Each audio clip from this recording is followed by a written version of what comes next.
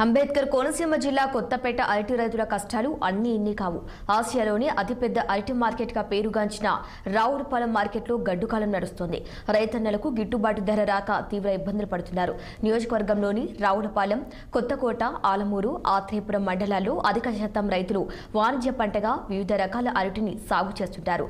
పండించిన అరటి గెలను రావులపాలెం అరటి మార్కెట్కు సైకిళ్లు, మోటార్ సైకిళ్లపై తరలించి వ్యాపారులకు విక్రయిస్తుంటారు.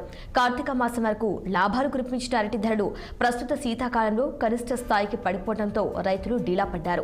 కొత్తపేట నియోజకవర్గంలోని 4 మండలాలతో పాటు ఐనివిల్లి, పెనుగొండ, పెరవాళి మండలాల నుంచి ప్రతిరోజు రావులపాలెం మార్కెట్కు సుమారు 8,000 అరటి గెలలు అమ్మకానికి వస్తాయి. వీటిలో 70% కర్పూర రకం గెలలు ఉంటే 20% చక్కెరకేలి, మిగిలిన 10% ఎర్ర చక్కెరకేలి, రుషావళి, అమృతపాని, కూర అరటి వంటి రకాలు ఉంటాయి. కర్పూర రకం గేదె ధర సీజన్లో 200 నుంచి 500 రూపాయల వరకు పలగ్గా తాజాగా 50 రూపాయలు కూడా రావటం కష్టంగా మారిందని రైతులు ఆవేదన వ్యక్తం చేస్తున్నారు.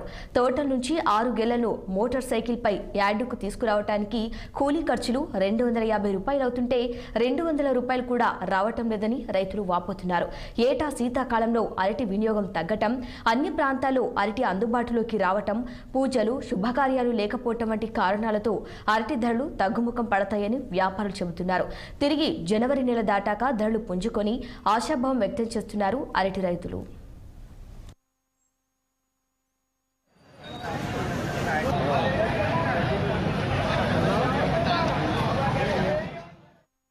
ఈ శీతాకాలం వచ్చేటప్పటికి అరటిపూల ధర శుభ్రం తగ్గిపోవడం కారణం ఏంటంటే ప్రతి ఒళ్ళు తిండి లేదండి, లేని వల్ల పూజలు లేని వల్ల కూడా తగ్గిపోతుందండి రేటు. ఇప్పుడైతే 6 గెలలో 300, 350 అలాగే ఆ రేట్లు పలుకుతుందండి.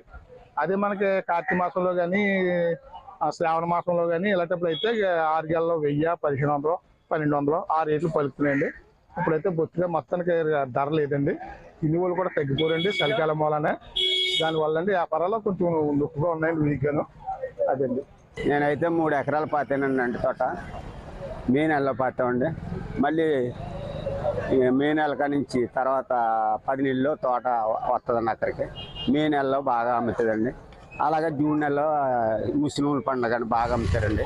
తర్వాత మళ్ళీ శ్రావణ మాసం వచ్చేద్దండి. ఇవ్వ గెల 500, 600 వచ్చేద్దండి. లోడు 3000 అమ్మేస్తుందండి. తర్వాత అక్కడి నుంచి తగ్గిపోతుంది.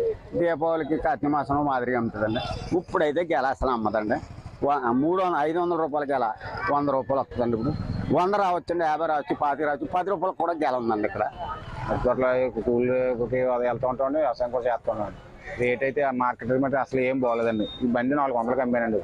ఇందులో నా కూలి పని 250 రూపాయలు తీసుకుంటే బయట వాళ్ళకి ఎక్కేసిన నేను నా సొంత గెల తీసుకున్నా 250 రూపాయలు కూలి పని చేసుకుంటే ఇంక వచ్చేది రైతుకి 150 రూపాయలు. మార్కెట్ అసలు అప్పుడే మన దాకా అయితే 200, 250 కూడా మన దాకా అయితే. వేళ 400 దింపాను. మన దాకా అయితే 300 బండి. మనకు శ్రావణ మాసంలో అయితే 800 ఆ రేట్లో వెళ్ళిందండి. శ్రావణ మాసంలో అయితే రేట్ ఎక్కువ వెళ్తే మన కార్తీక మాసంలో అండి ఒక 800, 600 వచ్చేదండి. ఇప్పుడైతే అది కూడా లేదండి. ఈ శీతాకాలం వచ్చేది